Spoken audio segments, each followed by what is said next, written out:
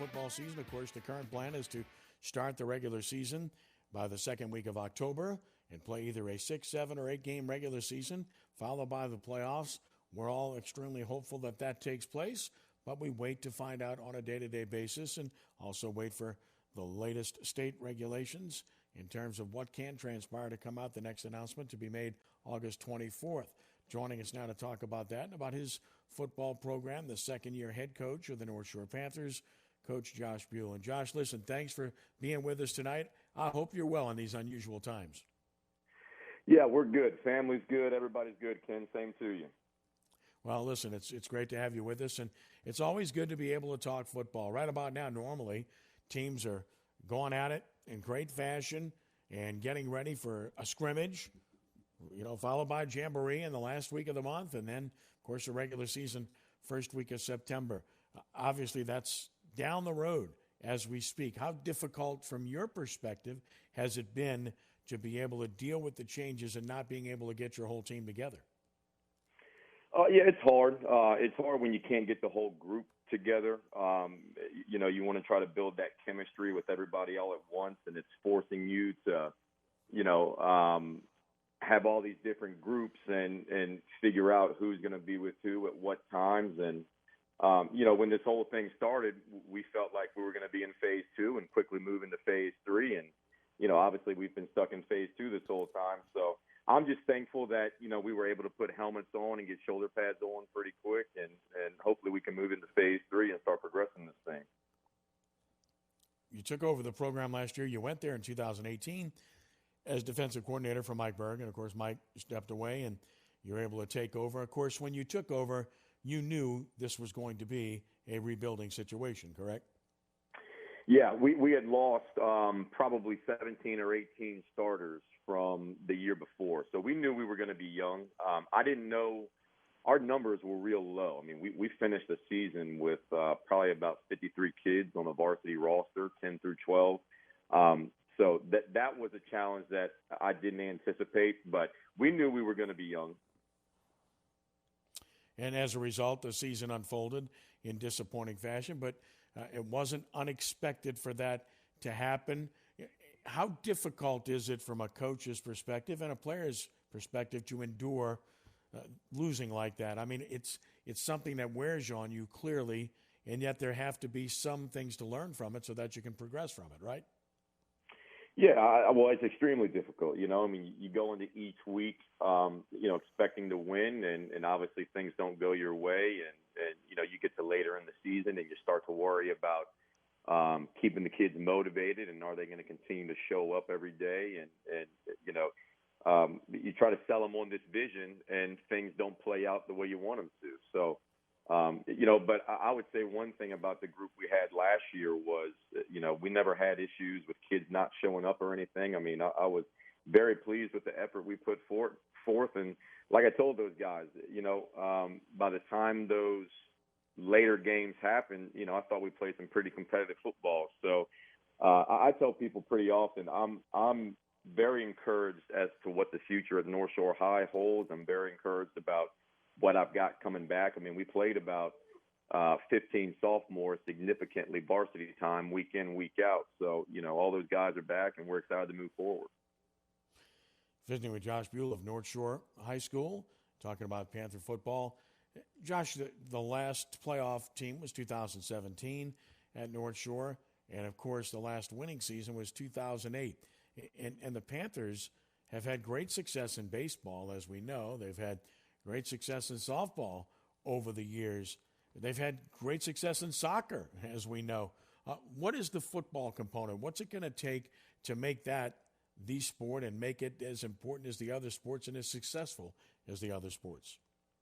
Well, I think the thing is, especially at North Shore High, is I've got to do a good job of recruiting the hallways. And, we need to share athletes.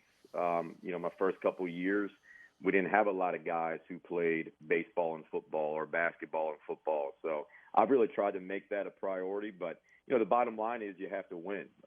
You have to win to drum up excitement. And, obviously we didn't do it last year, and it's something that's been kind of few and far between through the years. But, I think we can do that. We just have to start turning these competitive games into winning games, and then you can kind of change the momentum and get kids excited about wanting to play football. Talk a little bit about your key returning players. You mentioned the fact that you have a whole bunch of guys back from last year, so the experience had to help. Starting on offense, I know you've got a couple of guys that are important to you. Just talk a little bit about your team this year offensively. Yeah, offensively, Brandon Hines is a guy who sticks out. Brandon started for us as a sophomore, and really towards the end of the year, he started at wide receiver and corner. So we're expecting big things from Brandon. Our running back, Langston, played significantly for us last year. Langston Jackson, he's a big bruiser type running back. So, we're hoping to, pick 3 or 4 yards up a pop and kind of wear on people. Danny Jokums, offensive lineman, he's going to be a 3-year starter for us. James Bridges is a football player who's going to be a sophomore who I think has a ton of potential. And we got 2 guys at quarterback who are kind of battling it out right now. Bryce Spencer is going to be a senior. He played some for us last year. He brings some leadership qualities that we really like. And we got a kid who's going to be a sophomore, Josh Buelle, who he's got really good arm talent, and we're excited to see what he can do. Familiar last name? Well, yeah, it's spelled different, so there's no relation. Right. I have an E on the end of mine, and right. He doesn't.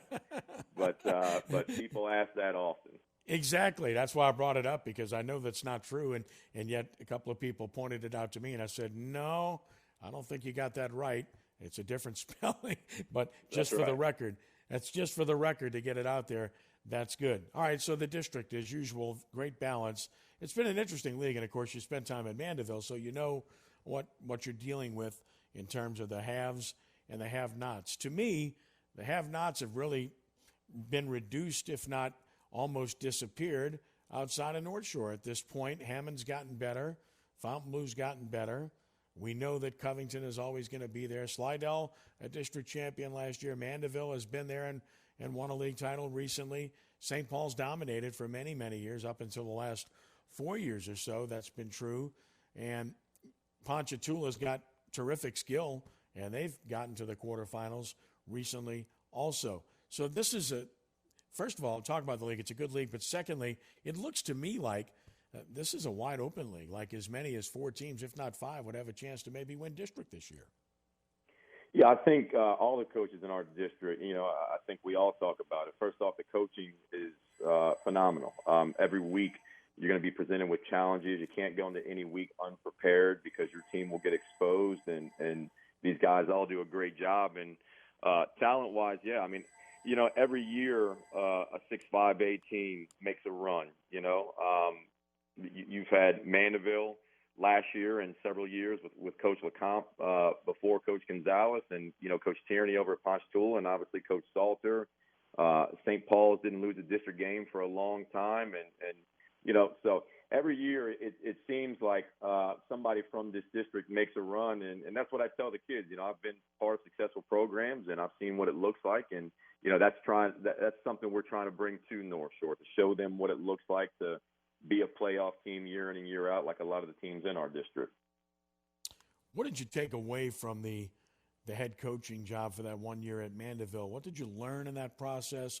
What did you take with you that you think will benefit you and already has benefited you at Northshore?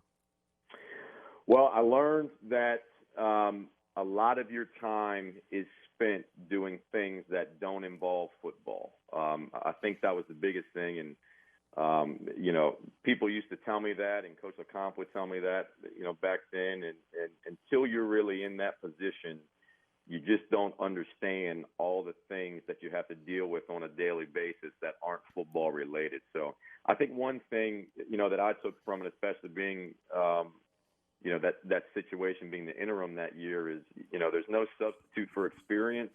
And you really got to manage your time. You really got to make sure that you don't let the football part of it fall to the wayside with all the other things that you're involved in, with paperwork and meetings and all that stuff.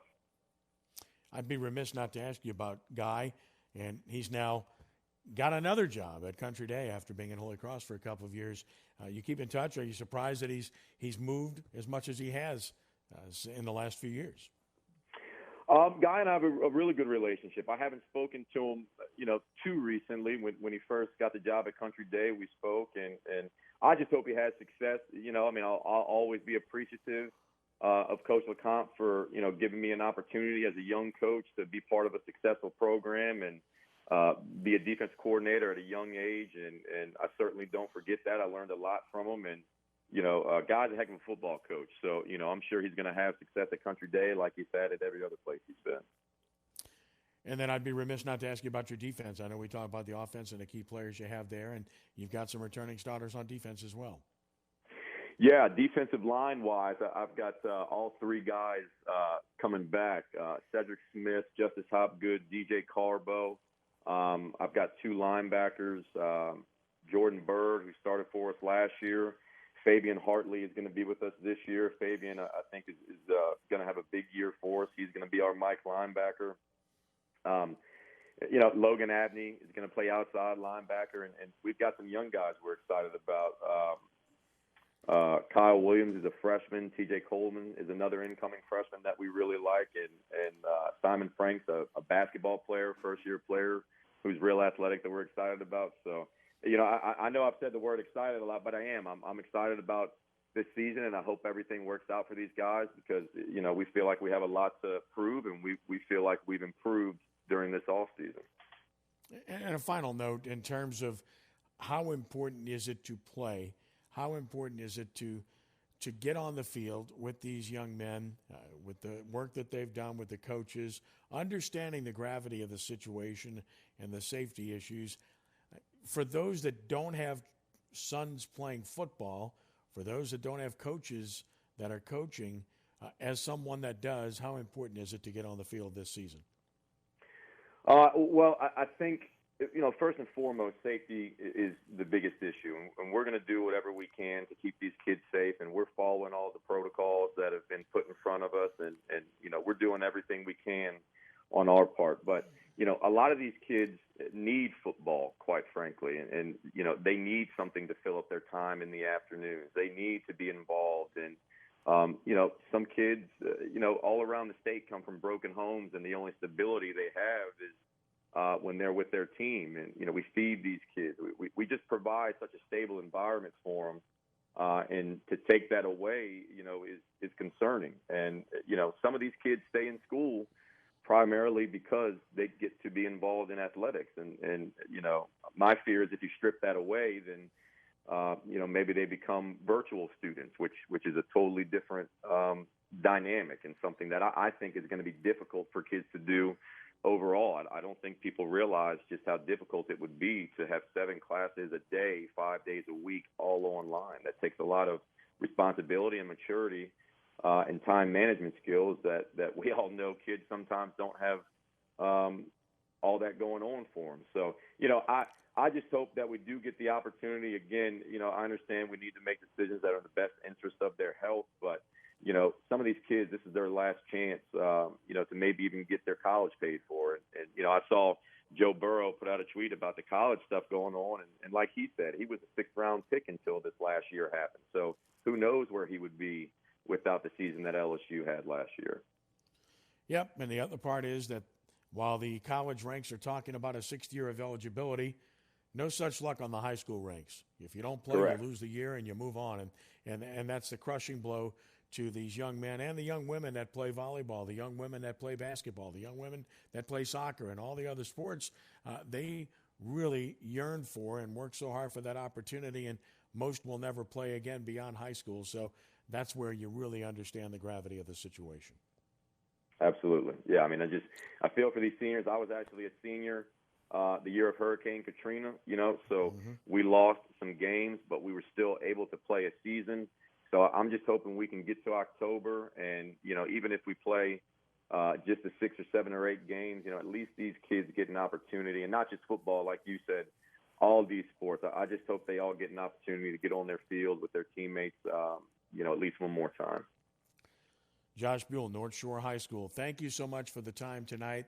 Nothing but the best to the Panthers. Hopefully you get a chance to show that improvement and get that win and then move on from that and get some more wins in the process. We really appreciate it and wish you nothing but success. Okay. Thank you, Ken. You got it, Josh. My pleasure. Josh Buelle, Northshore High School.